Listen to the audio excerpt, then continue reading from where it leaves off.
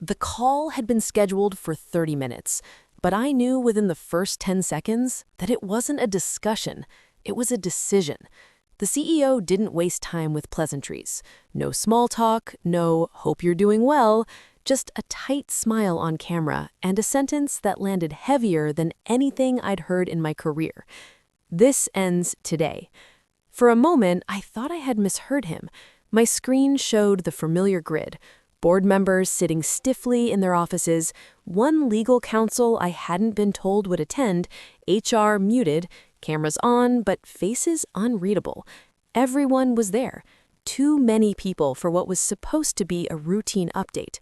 The CEO leaned forward slightly, the way he always did when he wanted control of the room. "We've lost confidence," he said, "and after reviewing your performance, I don't see a path forward."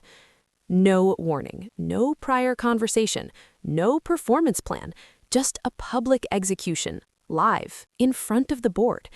My heart started pounding so loudly I was sure my microphone would pick it up.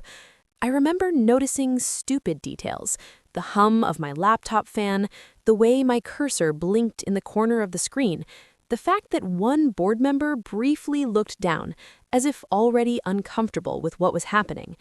The CEO kept talking. Words like trust, alignment, leadership concerns, carefully chosen phrases, legal phrases, the kind designed to sound reasonable while leaving no room to respond. I waited for someone to interrupt, a board member, HR, anyone. No one did. That silence was worse than the accusation. It told me everything. This had been planned, rehearsed, packaged. I wasn't supposed to speak. I was supposed to accept it. Inside, my mind raced. I could feel fear creeping in, not just fear of losing my job, but fear of being erased, of letting a false version of reality become the official one, of walking away knowing the truth would die with me. Then something else surfaced. Not anger, not ego, clarity. Because while they controlled the narrative, I controlled something else, something they had clearly forgotten. I glanced at the screen sharing button at the bottom of my laptop. My finger hovered over the trackpad. I hadn't planned this. I hadn't rehearsed a speech, but I knew exactly what was sitting behind my login credentials. The CEO paused, as if expecting me to nod along. "Do you have anything you'd like to add before we proceed?" he asked, already sounding finished with me. I took a breath, slow, deliberate. "Yes," I said. My voice surprised me. It didn't shake. "Before you do that, I need to share my screen." There it was, a simple sentence, calm, non-confrontational. The CEO's expression flickered for half a second, just a crack, barely noticeable, but I saw it. "Is that necessary?" he asked. "It is," I replied. "For the board." No one spoke. Then one of the board members nodded. "Let them share." I clicked the button. The screen went black for a split second as the system switched over. That pause felt endless. In that moment, I understood the risk completely. If I was wrong, even slightly, this would be the fastest way to destroy my career. But I wasn't wrong. As my dashboard began to load, I realized something else too. Whatever happened next, this meeting would not end the way the CEO had planned. Before the board could fully see what was on my screen, I took a step back in my own mind, because none of this had started in that meeting. What they were about to witness had been building quietly for months. I hadn't joined the company as a troublemaker or a whistleblower. I joined because I believed in what we were building. The mission sounded real, the growth looked strong, and the CEO, at least publicly, came across as visionary, decisive, the kind of leader investors love. I was brought in to handle systems that most people never see, but everyone depends on. The backend, the infrastructure, the numbers behind the narrative. At first, everything seemed normal, fast-paced, demanding, but exciting. I worked long hours, delivered results, and earned trust quickly. That trust came with access to dashboards, logs, internal tools, historical data, not opinions, facts, raw information. The first red flag wasn't dramatic. It was small enough to ignore if you wanted to. a number in a report that didn't match what I was seeing internally, a performance metric that looked slightly inflated during a board update. When I cross-checked, I told myself there must be an explanation. Different time ranges, different definitions. That happens in growing companies. So I let it go. Then it happened again and again. Each time the CEO spoke to the board about progress, I noticed the same pattern: confident claims, clean graphs, upward trends. But when I checked the actual back-end data, the story wasn't nearly as clean. Some metrics were delayed, others were selectively framed. A few were technically accurate, but only if you ignored key constraints. I didn't jump to conclusions. I verified everything. I checked timestamps, audit logs, historical snapshots. I compared what was said publicly to what the systems recorded privately.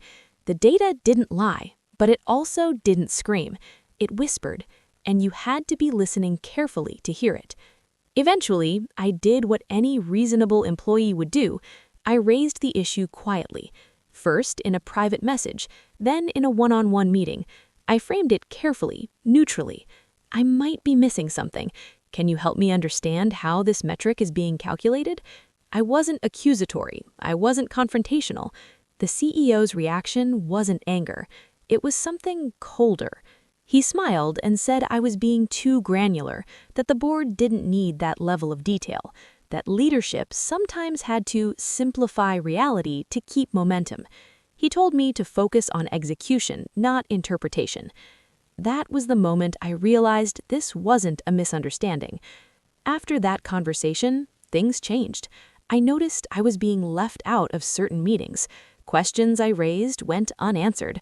My work was still praised, but my voice was quietly removed from rooms where decisions were made. And then the pressure started. Subtle at first.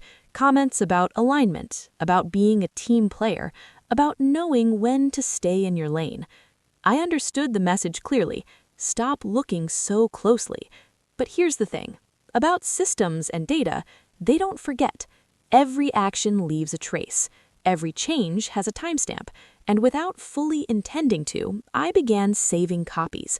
Not to expose anyone, not to protect myself, just to make sure I wasn't losing my grip on reality. By the time that meeting invitation landed on my calendar, vague and sudden, I already knew something was coming. I just didn't know they planned to end me live. No commentary, no accusation, just alignment and misalignment, side by side. This is why I asked to share my screen, I said quietly, because once this meeting ends, this data doesn't get a voice. The CEO tried a different approach. His tone softened. You should have come to me with this. I did, I replied. More than once. That landed. For the first time since the call began, the board started asking me questions directly, not defensive ones, clarifying ones.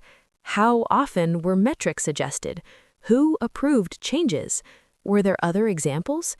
I answered only what I could prove, nothing more. As the questions continued, I realized something that felt almost unreal. The decision that had been made before this meeting was unraveling in real time. The power in the room was shifting, not because I argued better, but because facts don't bend to authority. The CEO stopped speaking altogether. And in that silence, I understood something clearly. This meeting was no longer about firing me. It was about what else they didn't know. Once the questions started, they didn't stop. And that was the moment I knew this had crossed a line the CEO couldn't walk back. A board member asked how long these discrepancies had existed. I didn't speculate. I filtered the logs by date and let the system answer for me. Months. Quiet, incremental adjustments spread out just enough to avoid attention, not a single dramatic spike, death by 1,000 small edits. Another board member asked whether the team responsible for execution was aware. I shook my head. Most of them don't have access to this layer. They see what's reported, not how it's shaped. The CEO tried to regain control. You're implying intent, he said sharply. "That's a serious accusation." I met his eyes through the camera. "I'm not implying anything," I said. "I'm showing you how the system works." That distinction mattered. You could feel it in the room. Intent could be argued. Data couldn't. Someone asked why this had never come up before. I answered honestly, because I was told it wasn't my concern, because simplifying reality was framed as leadership, and because questioning it had consequences. No one interrupted me that time. The CEO leaned back, arms crossed now, no longer performing confidence. His voice lost its polish. "This feels retaliatory," he said sharply. "You're doing this because you're upset about being let go." I didn't react. I just scrolled. I opened an internal message timestamped weeks before the meeting invite. It wasn't dramatic, no threats, just a clear written concern about a specific metric and a request for clarification. The response was there too, short, dismissive, final. A board member exhaled audibly. Why wasn't this escalated? The CEO didn't answer. That's when something subtle but important happened. The board stopped addressing him altogether. Every question came to me. What systems were affected? What reporting relied on these numbers? What external stakeholders had seen the polished version instead of the raw one? With each answer, I felt the adrenaline fade and something steadier take its place. Not confidence, focus. I wasn't trying to win, I was trying to be precise. Eventually, the chair of the board spoke. They said, "Let's pause here. This meeting has clearly shifted." The word "shifted" hung in the air. They asked me to stop screen sharing for a moment. I did. My desktop disappeared, replaced by faces again. The CEO looked smaller now, trapped in his own frame. "We're not making any personnel decisions today. We need time to review this independently." The CEO opened his mouth, then closed it. I sat there, hands folded, feeling an odd mix of relief and dread. I hadn't been fired, but I also hadn't won. I had exposed something that couldn't be unseen, and there was no going back to normal after that. The meeting ended shortly after. No resolution, no apologies, just an agreement to follow up. When the call disconnected, I stared at my reflection in the dark screen. My body finally caught up with what had happened. My hands were shaking now. My chest felt tight. I knew the truth had done its job in that room. What I didn't know yet was the cost it would demand afterward. The hours after the call felt unreal, like I was moving through a space where gravity worked differently. My inbox stayed quiet. No follow-ups, no acknowledgments, just silence, deliberate and heavy. By the next morning, that silence broke. An email arrived from the board's legal counsel requesting documentation, specific documentation, logs, screenshots, historical exports. The same data I had shown live now needed in a form that could be reviewed without me narrating it. I complied, carefully. Every file labeled, every timestamp intact, no commentary beyond what was necessary. Later that day, another email came, this one from HR. Neutral language, temporary administrative leave while the board conducts an internal review. Paid, indefinite, no access to systems. I wasn't being punished, but I wasn't being protected either. I was being contained. Friends at work started reaching out quietly. Short messages, carefully worded questions. Some offered support, others just wanted to know if the rumors were true. I answered very little. Anything I said could be forwarded, misinterpreted, weaponized. Meanwhile, the CEO went silent publicly. No company-wide updates, no Slack presence. That absence spoke louder than any announcement. In organizations like this, visibility equals power, and he had lost it, at least temporarily. A week later, I was invited to a separate call, smaller this time. Just me, 2 board members, and external counsel. No CEO. That alone said everything. They asked me to walk them through the timeline again, slowly. when I first noticed discrepancies, when I raised concerns, how access was managed, what safeguards existed, and which ones didn't. This time there was no tension, just seriousness. One of them finally asked the question I hadn't expected. "Why didn't you leave?" I thought about it before answering, because I believed the company deserved the truth more than I deserved comfort. They nodded, but I could tell they were thinking about exposure, liability, investors. Truth has many values depending on where you sit. After that call, weeks passed. The investigation widened. More people were interviewed. Systems were audited. A third-party firm was brought in. I wasn't involved anymore. And in a way, that was worse. I had handed over the facts and lost control of the outcome. Eventually, an announcement went out internally, carefully worded: leadership transition, strategic realignment, no mention of data, no mention of discrepancies, just corporate language smoothing over sharp edges. The CEO was gone. No one said why. I was offered a choice soon after: return under a different reporting structure, or exit with a package and silence. It wasn't framed as a threat, but it didn't need to be. I chose to leave, not because I was afraid, but because I understood something clearly now. Once you force an organization to look at itself honestly, you no longer fit inside the illusion it needs to function. On my last day, I shut down my laptop and felt something unexpected. Not victory, not bitterness. Relief. I hadn't protected my job, I had protected my integrity, and in the end, that was the only thing that couldn't be taken from me. Leaving the company didn't bring closure the way people imagine it does. There was no dramatic exit, no final confrontation, no moment where everything suddenly made sense. What came instead was space, too much of it.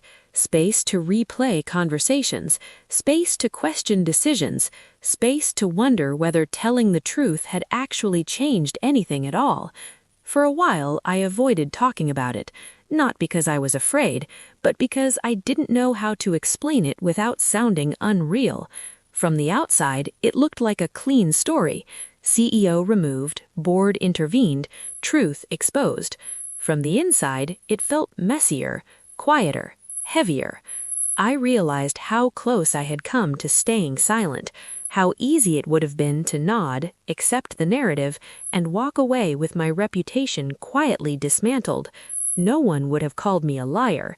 They would have just called me not a fit, and the data would have stayed buried, doing exactly what buried truths always do, waiting for the next person to stumble over them. What stayed with me most wasn't the confrontation, it was the system that allowed it. A system where confidence overweighed verification, where storytelling mattered more than substance, where boards depended on summaries instead of sources. None of it required a villain, it only required comfort. I learned that power rarely panics until it's confronted with something it can't talk its way out of. Opinions can be managed, emotions can be dismissed, but evidence, especially evidence that explains itself, forces a pause, and in that pause, control slips. The truth is, organizations don't change because someone exposes them. They change because enough people decide that accuracy matters more than appearance. I was just one interruption in a longer pattern, but interruptions matter. They create records, they create hesitation. They remind people that systems remember what humans try to forget. I don't know where that CEO is now. I don't follow his career. I don't need to. My story isn't about him anymore. It's about the moment I understood that silence is often mistaken for professionalism, and that clarity, when shared at the right time, can redraw the balance of power in a room. I didn't win, but I didn't disappear either, and sometimes that's the real victory. After some time had passed, I started noticing how differently people treated the story depending on where they stood. Engineers focused on the systems, legal minds focused on exposure, executives focused on optics. Everyone saw the same event, but no one saw the same lesson. That's when it really sank in. Most organizations don't fail because of bad data. They fail because of selective attention. The systems I had shown weren't broken. They were working exactly as designed, recording reality without emotion. The failure happened higher up, where truth became something to be curated instead of confronted, where dashboards turned into theater, where confidence replaced verification. I also understood why the CEO reacted the way he did. Not excusable, but understandable. When your authority is built on narrative, raw data feels like betrayal. It doesn't negotiate. It doesn't soften language. It just exists.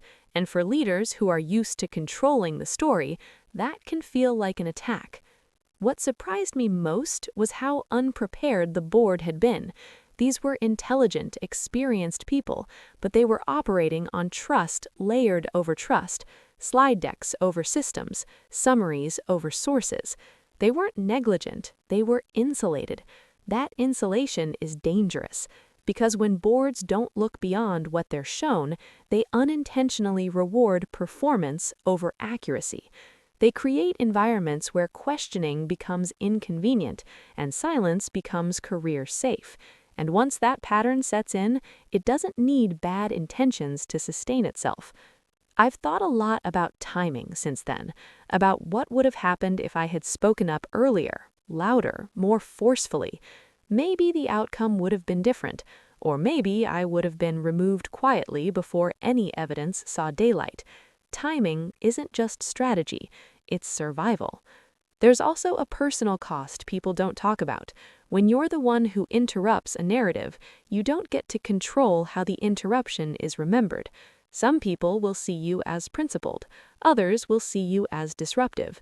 Both can be true at the same time depending on who benefits. I had to make peace with that. What I know now is this: documentation is a form of self-respect. Keeping records isn't paranoia, it's preparation. Systems don't just protect companies, they protect individuals who are willing to understand them. If there's one thing I'd tell anyone working inside complex organizations, it's this: learn how truth is stored, not how it's presented, not how it's summarized, how it's actually recorded. Because when pressure comes, and it will, that knowledge can be the difference between being erased and being heard. I didn't plan to challenge power. I just refused to pretend I hadn't seen what I had seen. And once you reach that point, there's no version of silence that feels neutral anymore. If there's a reason I chose to tell this story at all, it isn't to expose a person or glorify a moment. It's to explain how easily truth can be sidelined and how quietly it can return if someone is willing to give it a voice. Most people imagine moments like that meeting as dramatic turning points, like scenes from a movie. In reality, they're subtle. They happen in calm tones, in professional language, in rooms where everyone knows the rules and pretends they're neutral. That's what makes them dangerous. Nothing feels wrong enough to stop it until it's already happening. I think about that screen share button more than anything else. Not because of what it revealed, but because of what it represented. It was a choice between comfort and clarity, between letting someone else define the truth or letting the truth define itself. What stayed with me was how fast certainty collapsed once evidence entered the room. The confidence drained, the language softened, the power shifted, not violently, not loudly, but undeniably. Authority didn't disappear, it just lost its monopoly. Since then, I've carried one lesson into every professional space I enter. Transparency isn't about exposing everything, it's about knowing where reality lives and being willing to point to it when needed. I don't believe every employee should challenge leadership, and I don't believe every leader is hiding something. But I do believe systems matter more than stories, and that anyone with access to truth carries a responsibility, whether they asked for it or not. The irony is that the CEO tried to end my role in a single meeting. Instead, he ended the illusion that meetings alone control outcomes. What decides things in the end is what can be verified when narratives fail. I didn't leave with applause. I didn't leave with certainty. I left with something quieter and more durable, the knowledge that I didn't look away when it mattered. And if there's one thing I hope this story does for someone else, it's this. It reminds them that even in rooms designed to silence you, facts still speak. Sometimes all they need is a screen, a moment, and the courage to click share.